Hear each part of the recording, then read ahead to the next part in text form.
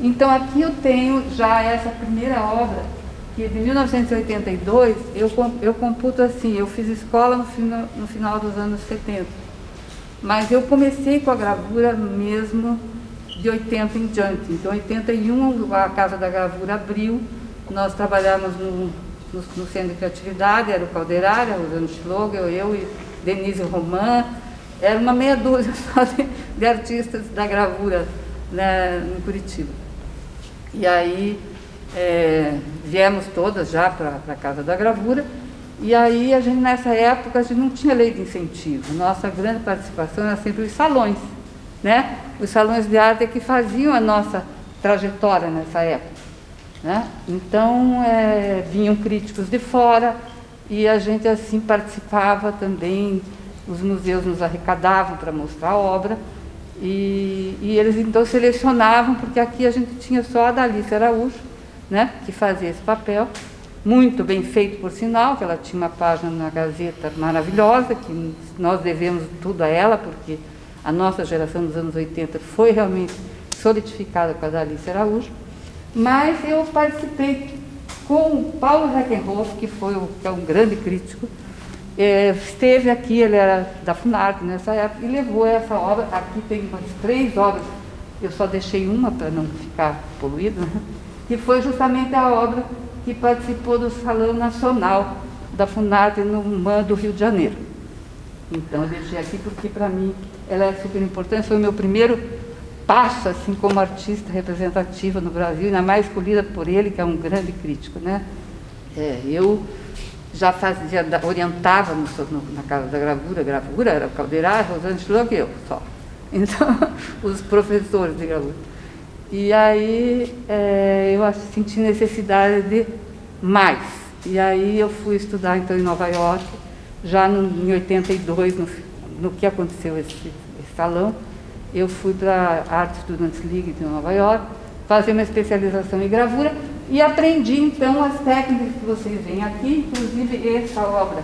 Foi o Roberto Della Monica quem construiu a cor em Nova York, porque ele era da escola do MAN do Rio de Janeiro, foi morar nos Estados Unidos e é da história brasileira um dos grandes gravadores contemporâneos. E eu fui fazer gravura com ele lá. Então aqui tem algumas técnicas distintas que eu aprendi lá, que eram baseadas na viscosidade criada por Reiter, né? William Reiter, que foi um vértice na história da gravura. Ele morou na França há muitos anos. Depois alguns artistas trabalharam com ele, mas em Nova York a gente já trabalhava com o Roberto isso aí.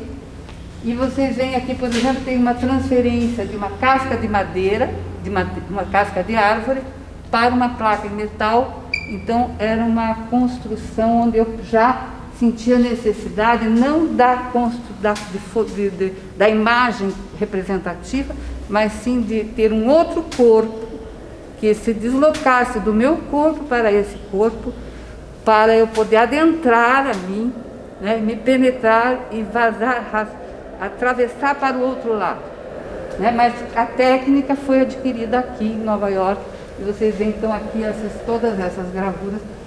Aqui já foi feito no Brasil, no ateliê aqui, mas já com o que eu trouxe de lá, né? Que é muito específica. Reiter o pai dele era um químico, então ele descobriu que a água rejeitando o óleo, ele poderia imprimir todas as cores numa matriz só, porque a gente sabe que a gravura precisa de 2, 3 matrizes para trabalhar a cor. E ele fazia tudo isso numa cor só. Então, tudo aqui tem feito numa matriz só. Aí, eu estudei piano muitos anos, em criança, foram 7, 8 anos de piano. Fazia parte da formação que a gente tinha, graças a Deus. Eu tive um pai que me deu essa possibilidade de estudar em bons colégios, então a gente tinha isso no colégio, o ensino de música. E em minha casa sempre foi de artistas, né? Sempre a arte gerou, assim, na nossa família, muito a questão de criação, da criatividade. E aí, como eu estudei muitos anos piano, mas eu sentia que eu tocava pela partitura, minha irmã tocava de ouvido, ela é a pianista e eu não. A música é uma sonoridade mais de corpo. Sempre o corpo esteve presente desde o início. nunca a imagem. Hoje em dia eu sei que era a foto ecrã que eu fazia, mas naquela época eu não sabia o que era isso. Aí aqui eu acho que assisti um concerto do Arthur Moreira Lima, no Paiol, e me despertou aquela coisa da música. Como na primeira imagem vocês veem, tem um puxá lá, chamado puxá, onde tem uma corzinha, na primeira gravura que foi pro Mando do Rio de Janeiro, tem um pedacinho que é um puxá de cor, né? Ali já vislumbrava meu interesse pela cor. Tanto a música, quanto a arquitetura, quanto a gravura em metal tem o mesmo aspecto cosmológico. Ele é cosmogônico e cosmológico, né? Então as coisas vieram meio que juntas, né? Tanto a arquitetura, quanto a música, quanto o teatro, né? Já fazia teatro também, já fiz cenário, figurino, essas coisas todas. Frequentava algumas gráficas em São Paulo, acabei comprando daí uma prensa de litografia com as pedras e desenvolvi um trabalho já ligado à litografia também, chamadas partituras tocáveis. Todas elas podem ser tocadas, né? E aí vem aqui, nós temos um em papier-colê. Papier-colê, vocês sabem o que é, né? Aquela papel de arroz que quando você imprime, ele vai direto, a impressão é que faz a aderência da imagem, né? Sempre ponta seca, buril, gravura direta. Muita gravura direta. Aqui também. Aqui nós chegamos já nos anos 90, onde essa obra participou do Panorama do Papel do MAN e faz parte do acervo do Museu de Arte Contemporânea de São Paulo, né? Uma das cópias, né? Eu acho que tem umas 3 ou 4 só. E quem levou foi o curador Ivo Mesquita, que me selecionou. Então, realmente, desde o início eu tive esse privilégio de ter, se não tive mercado aqui, que não existia, não existe ainda, pelo menos eu tive esse privilégio de ter bons críticos que reconheceram a minha obra desde o início, né? Mas eu tenho essa herança de ter um avô que tinha cinema, gráfico, jornal, teatro. Então isso tudo faz parte de uma formação. Não existia educação artística, hoje tem. Então essas obras também têm essa importância, já entrando numa questão extremamente concreta. A minha gravura nunca foi abstrata, em hipótese alguma. Ela começa concreta, prestando atenção na palavra gravador. Gravador é gravar a dor, né? Viara já dizia que ela tinha um fundo psicanalítico, e ela tem porque ela lida com a dor. E aí aqui eu tenho, já em seguida, aqui está meio mesclado, porque aqui ainda é final dos anos 80, que já é a série minimalista, porque eu já tinha essa ligação com o espaço, e isso já é uma característica do minimalismo. Então aqui eu me lembro que eu fazia, mas sempre pela música. O meu minimalismo fui descobrir depois que o minimalismo foi criado pelas escravas, onde elas caminhavam com os passos, cantando, e conforme o número de passos, e é assim que surge o minimalismo. Não é nada de forma, nada disso. É pela música das escravas que se cria o minimalismo. Aqui vem essa aqui que é final dos anos 80, que é a série Pixel. Você vê que já existe a questão do computador, porque o meu primeiro emprego na minha vida, eu tinha 17 anos, foi no Celepar. Meu pai eu tinha que trabalhar, eu fui para o Celepar fazer codificação no primeiro projeto do Detran. Então eu conheci a computação antes da gravura, né? E eu conheci a TV, e isto é uma foto-ecrã, que a gente naquela época não imaginava que eu fazia isso. Hoje eu sei dizer, mas na época eu não sabia. Foi aquela história que eu fiz em 2 matrizes só 2 matrizes, não tem uma matriz para cada uma aqui não. Eu com 11 anos eu saía do colégio, já contei para os meus alunos, vou contar para os monitores agora. Eu estava interna no colégio aqui no Sagrado Coração de Jesus, e aí os pais iam buscar a gente de vez em quando, né, para o final de semana e tal. E aí surgiu a televisão em Curitiba, em preto e branco. E eu ficava fascinada, porque ela era uma coisa nova, né? Aparecia aqueles foguetes indo para o espaço da Rússia, Estados Unidos, e aquilo me fascinava, eu queria também ir para o espaço. E aí todo mundo dormia, eu ficava até a meia-noite esperando fechar a TV. Porque quando fechava, ela fazia isso aqui, né? Ela ia fazendo chuvisco, e acabava nesse ponto aqui. Então isso é uma memória de quando eu tinha 11 anos, a imagem televisiva. Então sempre eu tive contato com a tecnologia digital, tanto a TV quanto o computador. Aqui ela fecha no ponto, tá vendo? Ela vem de lá e vai fechando até aqui. Ali eu tenho 4 imagens que já acontece a questão da luz, ela surge aqui muito forte, né? Você sente a luz acontecendo, a luz cor, luz física, não é luz química, luz física, que é diferente da luz química.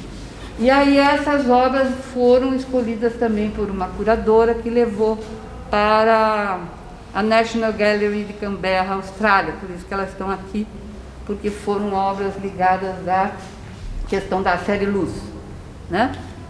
Automaticamente eu coloquei ao lado, foram feitas posteriormente, mas essa série é uma obra só, que é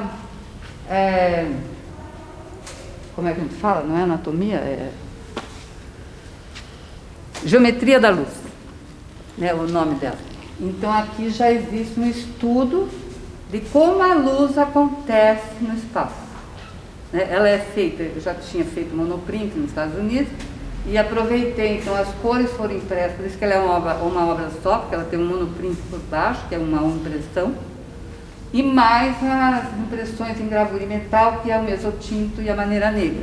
Eu sempre gostei muito de estudar arte, porque eu tinha necessidade para ensinar.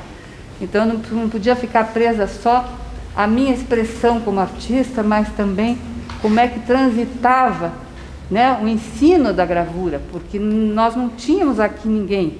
Eles vieram, os artistas brasileiros criaram a Casa da Gravura, fundaram um futuro museu, foram embora e não tinha professor, não tinha nada, né? Como eu tinha nessa ocasião, nessa época, uma situação financeira que me permitia, eu montei um grande estúdio e ali eu formei vários professores de gravura, que são professores de gravura até hoje na Escola de Belas Artes, às minhas custas, porque não era nada com a fundação, fazia porque precisava ter quem ensinasse. E aí a gente passava das 9 da manhã às 10 da noite dentro desse ateliê, sábado, domingo, feriado. Foi uma produção enorme, porque tinha tudo ali, né? Tinha litografia, tinha gravura em metal, tinha estilo, tinha modelagem, tinha tudo, né? E esses artistas, então, hoje são bem conhecidos até hoje. Então, esse papel eu pude fazer e me sinto muito feliz de ter feito. Depois aqui a gente vem por uma série de memória afetiva, que eu chamo, que é bastante significativa, porque a memória afetiva é uma das coisas mais que a gente não dá muita importância, é uma das coisas mais sólidas dentro do nosso processo, porque a gente só se conhece tendo né, essa noção da questão do afeto. Então a gente tem aqui algumas coisas que possam até ser criticadas, mas os pastéis de Santa Clara, que era uma ligação com, logicamente, Santa Clara. O preto de alma branca, que pode ser muito criticada hoje por questões políticas, mas era uma sobremesa que minha mãe fazia, muito gostosa, que eu acho que vocês já ouviram falar, que é bolacha com chocolate, que fica chamado preto de alma branca. Então hoje talvez eu possa até ser recriminada pelo nome, mas eu tenho que dizer que foi realmente uma homenagem à minha mãe. Essa primeira gravura que eu fiz, de gravura em metal, 1979, eu coloco aqui porque eu acho assim, extremamente, ali tem todo o canal da minha obra. Calderari foi meu mestre, Calderari trabalhava a abstração vem da onde? Da perspectiva, né? A coisa mais abstrata que existe é a perspectiva, né? Ela não existe mesmo, a gente que constrói. Então, ele trabalhava a paisagem. E eu, como sou mulher, a mulher tem uma coisa de para dentro, né? O homem mais para fora, a mulher mais para dentro. Eu achei, não, se ele faz aqui, eu não quero fazer igual a ele, eu quero fazer aqui. Então, eu tenho uma herancinha francesa lá da Revolução Francesa, que eu desenhava desde criança, eu desenhava muito Rousseau, Robespierre, Danton, adorava aquela história.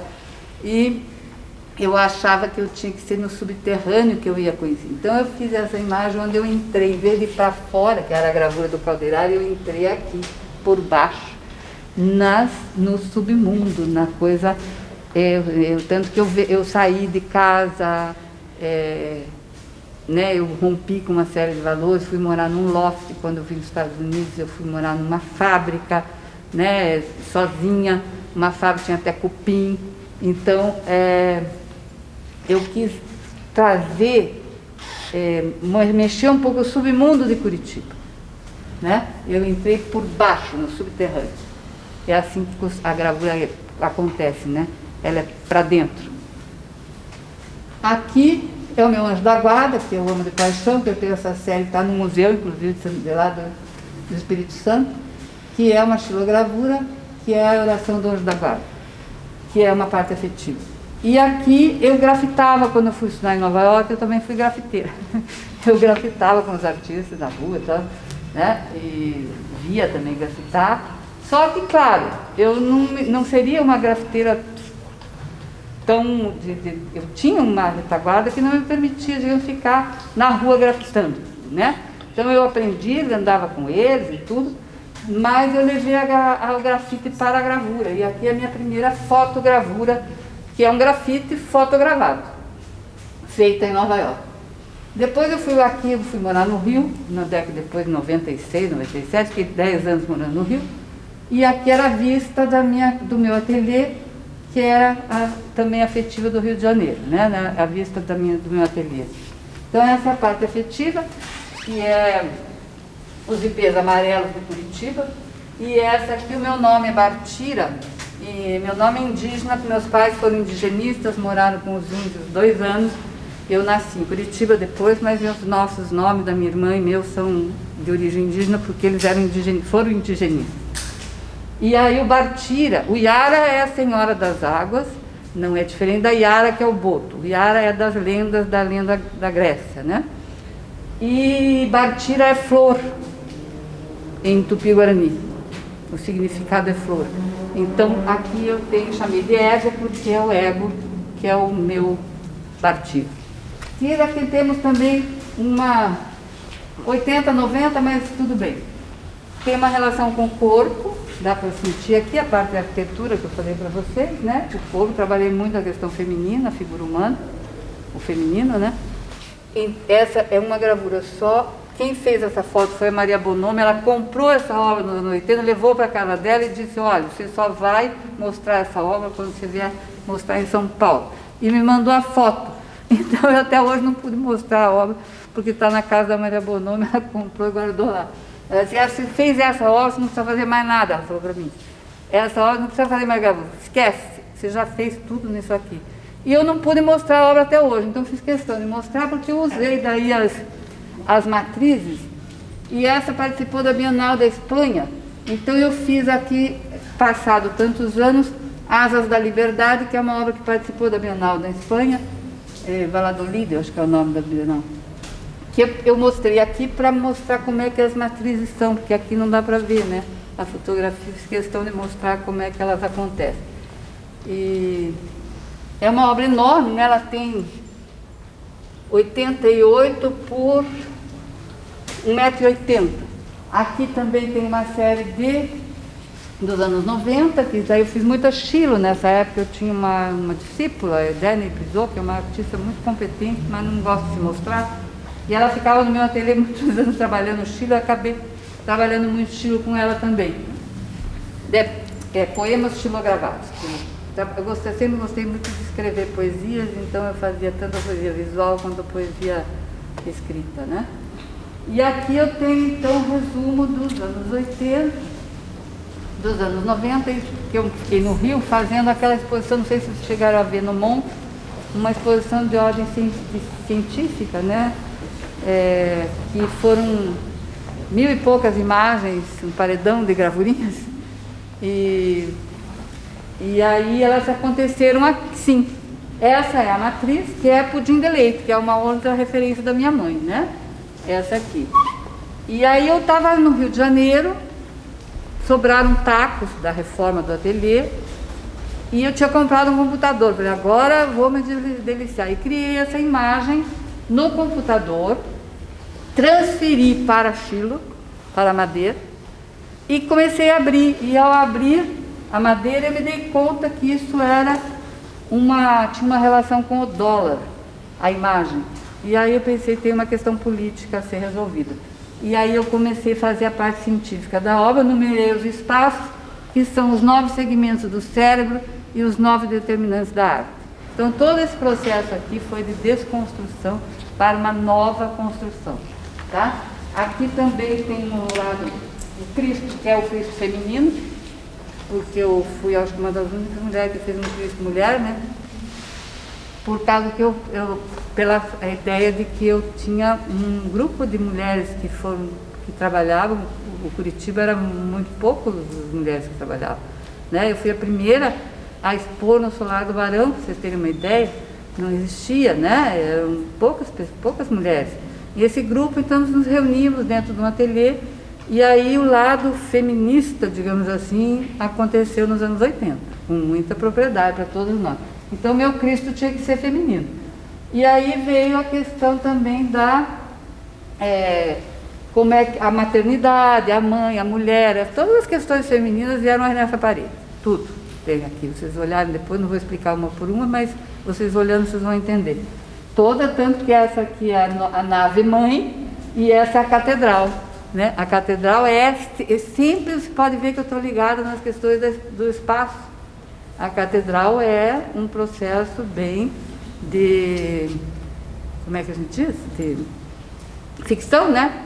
Dos filmes de ficção, né? A catedral é onde você sai da nossa terra, né? Vai para outra ficção. E aí essa série eu fiz uma exposição de bronzes e gravuras e cabeças, que eu sempre fui muito cerebral, então eu estudava muito a figura e a cabeça sempre foi mais importante para mim do que o corpo. E aí tem litografias que eu computo realmente impressas todas por mim, sempre tudo aqui foi impresso por mim e por uma auxiliar que eu ensinei, ela trabalhava comigo, a Maria, que me ajudava, mas eu que imprimia junto com ela.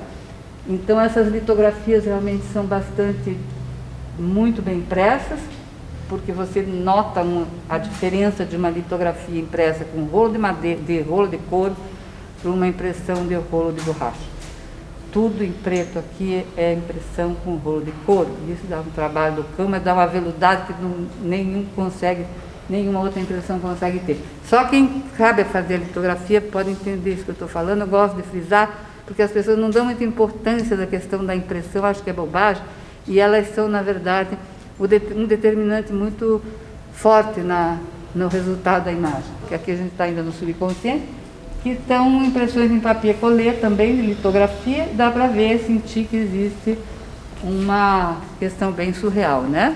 Acho que a Dalice Araújo já dizia na época, ela dizia que eu tinha esse viés surrealista, talvez porque eu estudei no Colégio das Freiras Espanholas e elas eram extremamente surreais, e eu acho que aquilo me trouxe muito essa coisa da memória. Aqui também, então, toda a parte, quando eu era criança, eu tive um problema de me cair do primeiro andar, me jogaram lá do primeiro andar, me quebrei toda e fiquei toda comprometida fisicamente. E eu naquela época não tinha gesso, essas coisas, então eu fiquei amarrada uns 3 meses, e na sala escura eu fazia banho de luz, e com aquilo eu comecei a despertar o olhar radiográfico, porque o Rauschenberg, um dos artistas mais contemporâneos dos Estados Unidos, trabalhava essa mesma questão. A minha identidade com o Rauschenberg é muito grande nisso, porque eu olhava para vocês e não enxergava você, eu enxergava teus ossos, teus órgãos, passava a ver sempre por dentro, como eu já tive lá de passar para o outro lado da matriz, que para mim não era matriz, era um outro corpo. Eu nunca usei a matriz como a gravura faz reprodução de imagem para enfeitar a parede. A gravura para mim sempre foi uma coisa de neurociência, de você poder resolver a tua parte de corpo, de cérebro, né, de vida, enfim.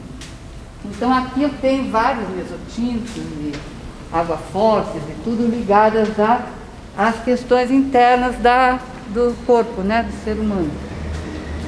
Né? Vocês veem toda essa parte aqui, Aí tem várias técnicas que eu acho importante frisar, tem verniz mole, verniz para lápis, é uma infinidade que eu não vejo ser ensinada em Curitiba, o que é muito triste. Porque cada técnica dessa, tá, produz um resultado diferente, tem uma outra determinante, e sabe, são resultados completamente distintos. E aqui, para quem for mostrar, para ensinar, é bom entender as diversas técnicas que tem nessa exposição. Por exemplo, essa grandona que tem aqui é desenho, é lápis e verniz para lápis, é o verniz ultra mole que dá esse resultado. Essa aqui é minha xodó, porque eu tinha assim uma gana quando eu via as gravuras do Goya. Eu dizia, meu Deus, que água tinta desse homem, como é que ele faz isso? Um dia eu tenho que fazer uma gravura, pelo menos com a mesma potência. E se você pegar uma gravura do Goya e chegar aqui, não é a imagem que eu estou falando, é a qualidade da água tinta, né? Então eu acho que a gente, para chegar a ser tem um lugar na arte, você tem que ter melhor, você tem que procurar ser melhor do que aquele que existe. Você tem que chegar perto dele. Você não tem que sair do longe, você tem que passar por perto daquilo que você acha que é bom. E jamais mostrar para um aluno o médio, o mediano. Ou você mostra o bem bom, o mestre maior, ou não mostre nada. Porque o médio vai influenciar de forma negativa. Né? Então tem que pegar quem? Referências que realmente sejam competentes, né? E aqui eu tenho, então, já é uma relação mais de inconsciente do que de subconsciente, né? Essas duas gravuras são as duas auroras. Dei o nome por causa da minha avó, que chamava-se Aurora, e fui descobrir que a avó do Paulo Reckenhoff também chamava-se Aurora, e elas estudaram juntas, foram as primeiras médicas brasileiras na juventude. Foi uma coisa. Então, quando eu fiz a obra, eu disse, Paulo, uma para a tua avó, outra para a minha avó. Então, mas não é que elas sejam a referência delas. Eu dei o nome porque eu acho que tinha, porque elas foram gravar, já tinha um processo neoconcreto em toda essa parede aqui, né? Já tinha uma relação mais ligada com Montessori, com a coisa sensorial, não era mais só cérebro. Então tem aqui todas as questões do corpo que estão nessa parede. Aqui essas duas matrizes, por exemplo, é uma matriz só. Eu gravei de um lado e deixei que ela penetrasse do outro, e ela gravou sozinha. Não fui eu que gravei, ela gravou sozinha isso aqui. Depois, claro, eu olhei para a imagem e ela me deu um resultado que eu pudesse alternar. Então ela é uma obra já dentro da questão neoconcreta. Todas essas daqui, né? Essas telas também, quem me deu foi um artista que fez parte da escola neoconcreta. Ele estava aqui em Curitiba, me deu esses pedaços de tela. E eu fiz essa aqui, são cicatrizes na pele, né? Que é corpo também. E aqui masculino e feminino, que são zincografias. É diferente, a litografia é feita na pedra, a zincografia é feita, o processo é da litografia, mas é feito em zinco, né? Impresso em gravura, na prensa de gravura em metal. Nós sabemos que Picasso era angular e Matisse era curva, né? Então o feminino sempre a linha curva e o masculino sempre angular. É nesse sentido que tem aqui, então, o masculino e o feminino. E essa é uma série que depois que eu voltei do Rio, que eu fiz no Rio de Janeiro, que eu chamo de autocura, porque eu descobri, não usando os métodos que a Lígia Carpe usou, mas usando um potencial que eu pensei pudesse dar resultado, que é a cura física através da arte. Então, como meu ateliê no Rio eram 3 andares, eu tinha uma escada circular que ligava o andar do meio ao meu ateliê de cima, e eu usava isso como experiência sensorial. Cada vez que eu subia e cada vez que eu descia.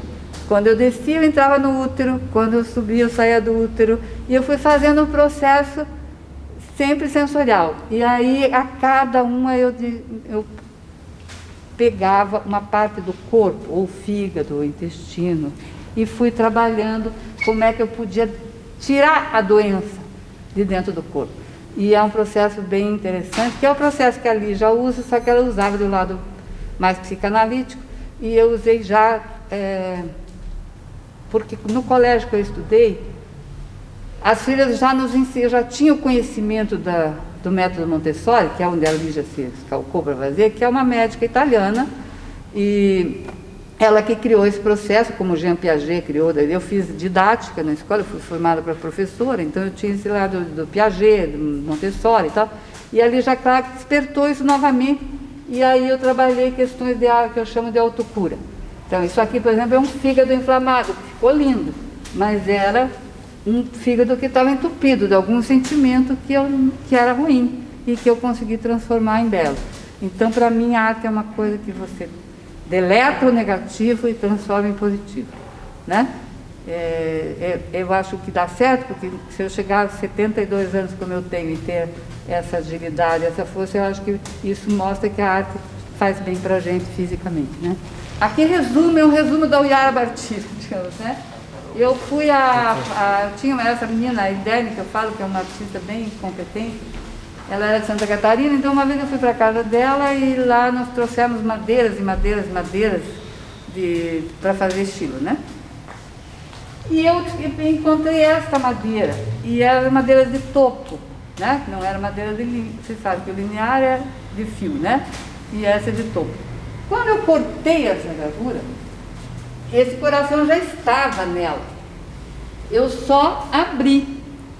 E eu fui descobrir então a questão da ética.